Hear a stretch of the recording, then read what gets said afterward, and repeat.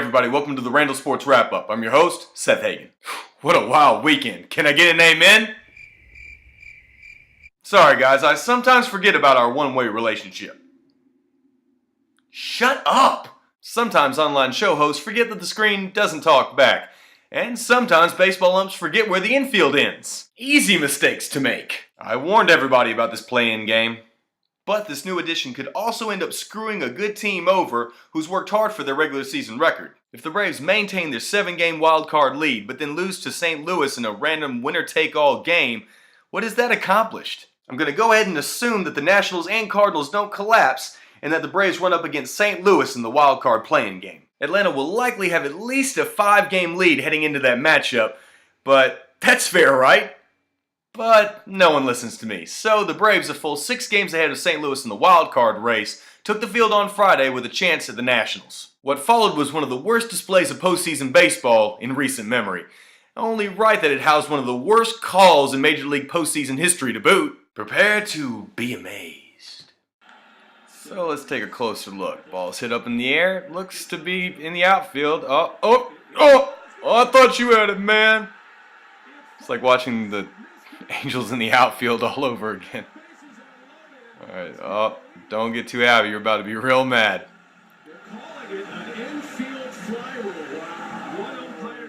Yeah, that was my reaction too. Like, wow. Wow, it's all the way out there. Crazy. 225 feet from the plate, people.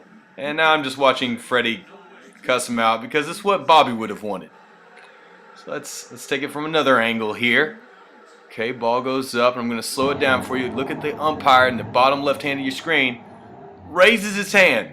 Did I miss something here? What, you guys have never heard of the outfield fly rule?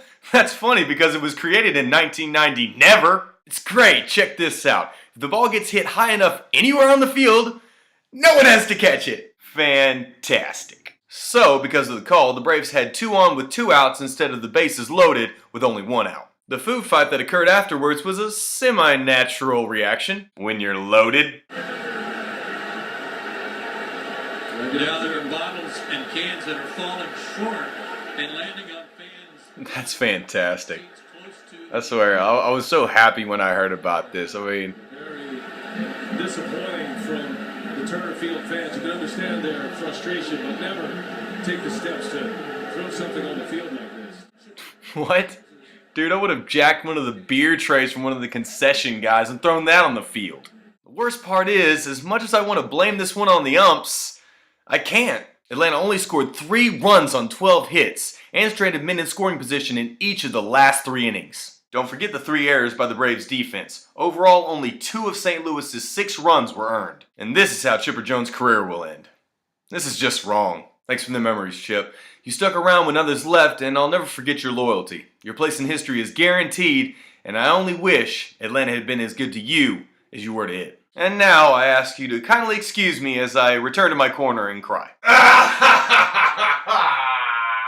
Another person who might want to find a corner is Auburn head coach Gene Chizik. Coming off a bye with 2 weeks rest, the Auburn Tigers barely even showed up to Saturday's early kickoff against Arkansas in the battle to stay bowl eligible. The Razorbacks had been absolutely reeling, giving up nearly 150 points in their last 3 games, but looked like pros against Auburn's league worst attack, forcing 5 turnovers and getting 8 sacks. Hey Gene, one question.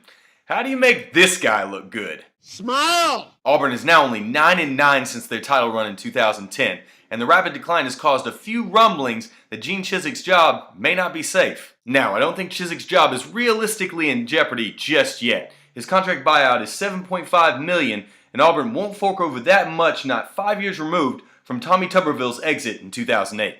The guy who should be watching his back is offensive coordinator Scott Loeffler, who, for all his promise, has Auburn only 2 spots away from being dead last in all of Division I football. That's not going to cut it, especially when there are guys out there like Bobby Petrino who are looking for any way to get back in the game. Loeffler came in as the quarterback's coach of guys like Tom Brady, Tim Tebow, Brian Griese, and Chad Henne, but only had 1 year experience as a coordinator at Temple. Auburn sent Tony Franklin packing only 6 games into the season back in 2008. If Auburn is embarrassed at Ole Miss again this weekend, heads may start flying. Other than Tom Brady, I wouldn't classify any of Scott's other protégés as good quarterbacks. And now he's trying to turn a spread quarterback at Auburn into a drop-back pocket passer. Great idea.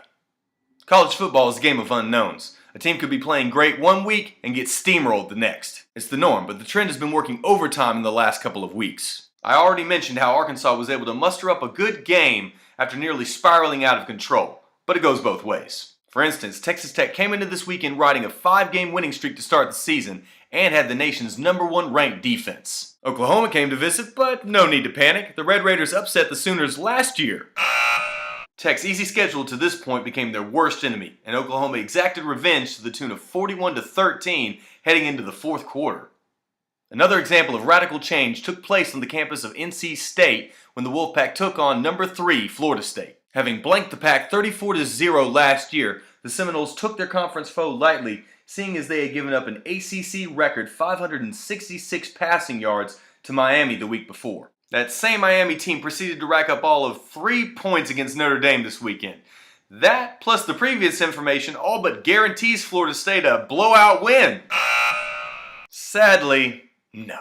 Florida State did shut out NC State in the first half, but then was unceremoniously counterblanked in the second and took their first loss of the season, 17-16. Yep, Florida State is back.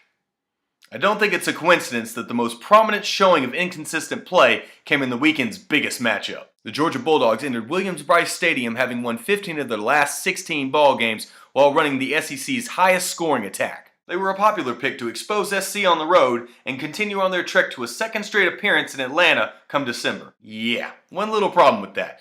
Steve Spurrier had beaten Georgia 2 straight, and Georgia hadn't had a true road test yet, so I guess that's 2. Despite widespread assumptions, South Carolina put Georgia through the ringer, allowing only a pity touchdown at the end of a resounding 35-7 win for the Gamecocks. Aaron Murray, a preseason pick to be the top quarterback in the SEC, only completed 11 passes for 109 yards and an interception. The run game didn't fare any better, barely breaching 100 yards after leading the league all season. South Carolina, on the other hand, struggled just a week ago on the road against Kentucky, and while they stayed in the top 10, most believed it was just a matter of time.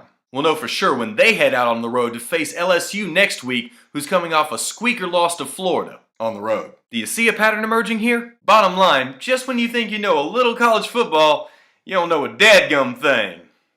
And that's the show for this week, but I'll be back next Monday with my Week 7 wrap-up, and until then, stay logged on to RandallSportsReport.com for all your Southern sports action. But until that time, I'm Seth Hagan, and this has been your Randall Sports Wrap-Up for Week 6. We'll see you later.